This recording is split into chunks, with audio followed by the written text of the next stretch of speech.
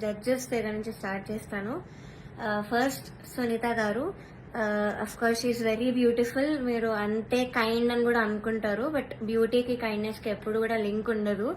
So okay, మీరు observe చేయండి, first episode నుంచి కూడా ప్రతిసారి నేను స్టేజ్ మీదకి వచ్చిన ప్రతిసారి వాడు ఒక ఫేస్ ఇస్తారు. అది ఎవరికి పెట్టరు ఆ ఫేస్, బట్ ఓన్లీ నాకు ఆ డిస్గస్టెడ్ లుక్ పెడతారు ఫేస్ మీద.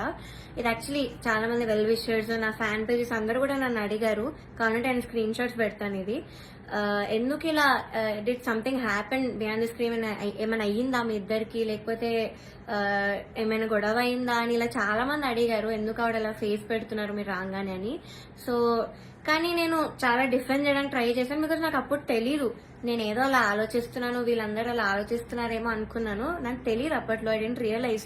సో నేను డిఫెండ్ చేశాను కూడా. సో నాకు ఎప్పుడు క్లారిటీ వచ్చిందంటే, అంతరామమయం పాడే ముందు సౌండ్ చెక్ అయ్యేటప్పుడు ఇన్ ఇయర్స్ పెట్టుకున్నాను. అండ్ ఆవిడ దగ్గర ఒక మైక్ ఉంది, అది ఆన్ ఉంది. అది పాపం వాడికి తెలీదు, మైక్ ఆన్ ఉంది, నేను ఇన్ ఇయర్స్ పెట్టుకున్నాను. సో కీరవాణి గారితో ఇలా చెప్తున్నమాట, ఈ అమ్మాయికి అసలు హై రేంజ్ వాయిసే కాదు, హై పిచ్ రాదు, కానీ మేనేజ్ చేసేస్తారు, మీరు చూడండి, ఈ సాంగ్ లో తెలుస్తుంది చూడండి మీకు, అది ఇదని చాలా ఎక్కిస్తున్నారు సార్ కి. And it hurt me so bad stage మీద నించున్నప్పుడు. అప్పటికే నా సెల్ఫ్ ఎస్టీమ్ ఇలా ఆల్మోస్ట్ కిందకి దిగిపోయింది.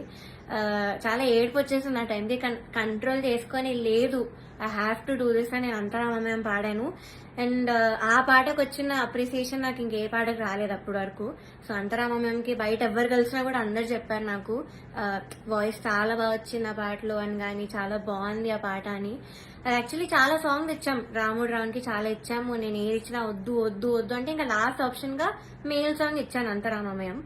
సో అదే సెలెక్ట్ చేశారు. And I tried my best. Male song అయినా కూడా I gave my best.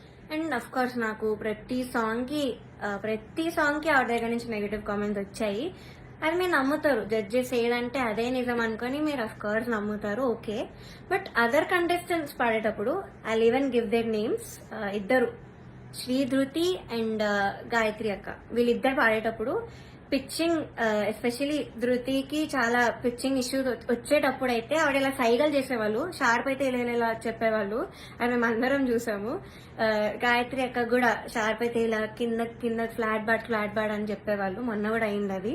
So అంటే నాకు తప్పు లేకపోయినా మీరు అక్కడ కామెంట్స్ లో చెప్తున్నారు, వీళ్ళు చేశాక కూడా మీరు అక్కడ చెప్పకుండా సైగలు చేస్తున్నారు. సో అక్కడ నాకు నా మీద ఎందుకో గ్రడ్జ్ పెట్టుకున్నారని కూడా అర్థమైంది. చంద్రబోస్ గారు, we all know he's a lyricist. So ఆయన రెస్పాన్సిబిలిటీ, లిరిక్స్ తప్పులుంటే ఆయన చెప్పాలి. సో నన్ను ఫస్ట్ 2 ఎపిసోడ్స్ బాగా మెచ్చుకున్నారు. ఇలాగా ప్రతి నోట్ గానీ భావం గానీ అసలు వదలకుండా పాడుతామని కూడా చెప్పారు నాకు. అయితే రాముడు రౌండ్ లో వీళ్ళందరు ట్రూ కలర్స్ అన్ని బయటపడ్డాయి. ఫస్ట్ సునీత గారు నేను చెప్పినట్టు మైక్ లో మాట్లాడేశారు, ఇన్ ఇయర్స్ ఉన్నాయని నాకు తెలియక. అండ్ చంద్రబోస్ గారు పాపం లిరిక్స్ లో నాకు ఒక్క మిస్టేక్ కూడా నేను ఛాన్స్ ఇవ్వలేదు ఆయన చెప్పడానికి.